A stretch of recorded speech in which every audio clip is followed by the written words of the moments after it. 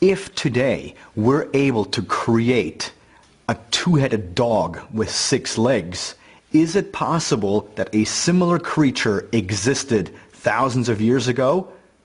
And I say yes. So, I got a nuke in this here fire extinguisher.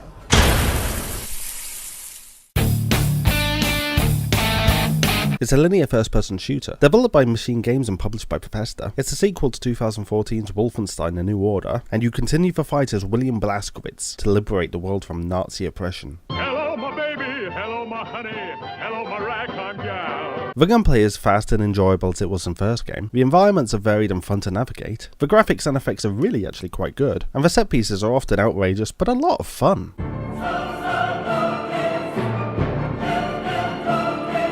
The story doesn't really engage as much as the first games did. Some of the events are over the top even for this series. The game doesn't seem to be all that well optimized. There are far too many distractions from the main story, which break the game's general flow, and the tonal shifts in the writing are some of the biggest I've ever seen in gaming.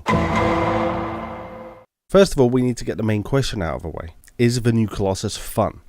Yes. That said, it does have a lot of issues that seem to have come from an attempt to improve on the first game. Primarily, the New Order had a fantastically told story that was pretty outrageous at times but never compromised itself by going too far over the top. It probably helped that the majority of the game was actual running and gunning that was pulled off extremely well. This time, however, it feels like gameplay sections are merely interludes between elongated cutscenes. Not to say that these sections aren't fun, taking place in varied and exciting environments, because they are. It's just they don't feel like they were what the developers want you to focus on. I love a good story in a game, but the new Colossus seems to have focused too much on this aspect, throwing in ever increasingly unbelievable situations in an effort to keep the player surprised. But then there's the home base. Where the base in the New Order was small, it allowed you to get to know everyone and make the story feel that much more intimate. But the one in the new Colossus is huge and filled with main and side characters, so you end up not knowing who to speak to or where they are. So it ends up being a massive bore searching around, lost in the maze-like corridors. Then there's the abundance of side activities that the game effectively makes you feel guilty for not completing. Variety is the spice of life, I know, but the main story has that in droves, and the side quests feel like they dilute the whole experience.